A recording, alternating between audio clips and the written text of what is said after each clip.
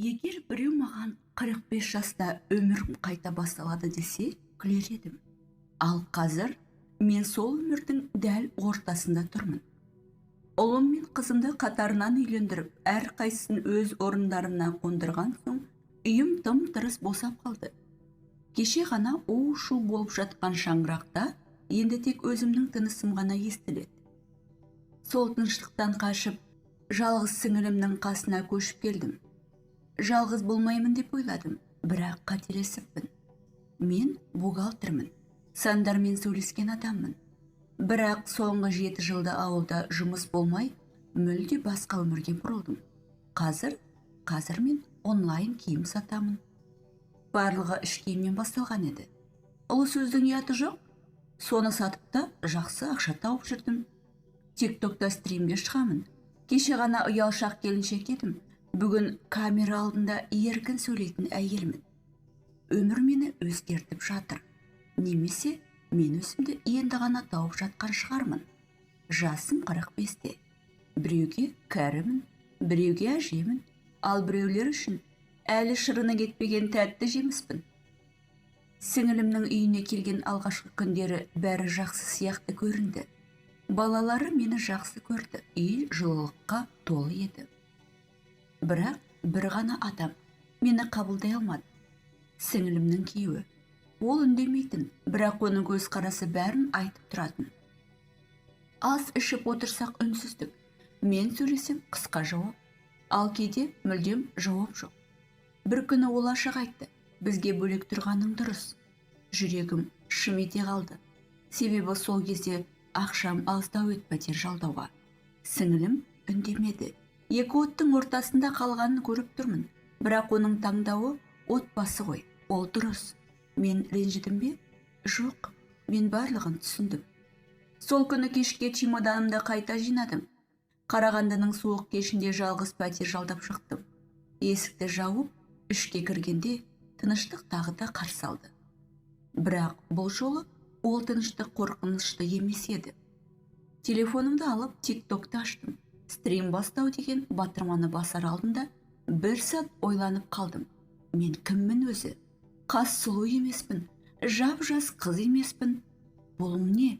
Бұл не мазақ болғаным? Жұрт күледі ғой, жақындарым не айтады? Сосын батырманы бастым. Сәлеметсіздер ме? Экранның ар жағынан жүздеген адам қосыла бастады. Ер адамдар бар, жас балдар бар, жас қыздар, келіншектер. Барлығымыз бір-бірімізбен тіл табысып, бір аудитория жиналды. Сол сәтте түсіндім, мен жалғыз емеспін. Алар қарай өзімнен 12 жас кіші жігітпен қалай танысып, қалай жаңа өмір басталған айтайын. Қызықтың көкесі алда, бірге тыңдайық. Стримге жиі кіріп тұруды әдетке айналдырдым. Саудам жүре берді, TikTok'тағы аудиториямды кеңейе берді. Күнде комментарийге Санжар есімді жас жігіт жаза береді. Сыйлықтар мен реакциялар жібереді.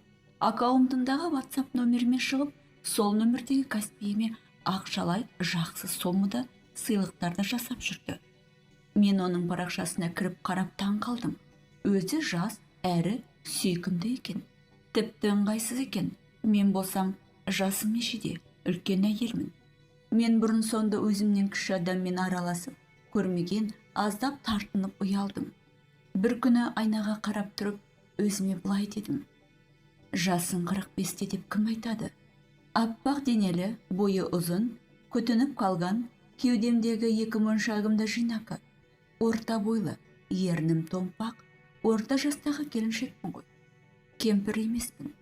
Мен бұл жас балаға жауап беремін деп шешім қабылдап, сөйлесіп кеттік. Арада 3 ай қалай зуылдап өтіп кеткенін байқамадым. Бір күні кешкі асқа маған келді. Мен сақа әйелмін ғой. Барлығын білдім. Не боларына дайын болдым. Шыны керек, сол күнді қатты күттім. Әдемі көйлекті киіп, тәттіні жағып, шашып, столды жайнатып, сері жігітімді күтіп алдым. Ол жай ғана көргер болып жұмыс жасайды екен. Негізгі мамандығы сварщик. 1 жылдар стройкада жұмыста жүргенінде саусақтарынан зақым алған екен. Сол қолында кемістігі бар. Бірақ Ол адам қатарлы жұмыс жасап, қоғамда өмір сүруіне кедергі емес қой. Өзі ұялшақтау әрі нәзік жігіт екен. Сол күні бір-бірімізді біріктірген пазлдардай жанымызда, тәнімізді жолығып, шөлдеген гүл тамырына дейін суарылып, дәруменге әбден тойдық. Тентегі де зор екен.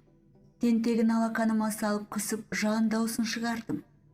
Бойында электр тоғы шымырлатып өткендей, ол аспанға қарап дір-дір етіп жатты. Ұлы сөздің ұяты жоқ қой. Бұл өмір шындығы. Мен артық нәрсе жазып жатқан жоқпын.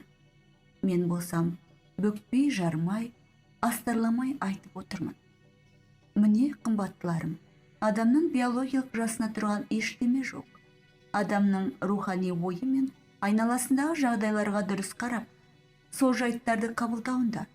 Жасы 50-ге келіп те ақымақ болып, жасы 18-де болып, бірақ нағыз есті, ақылды адам секілді пайымдайтын адамдар да болады.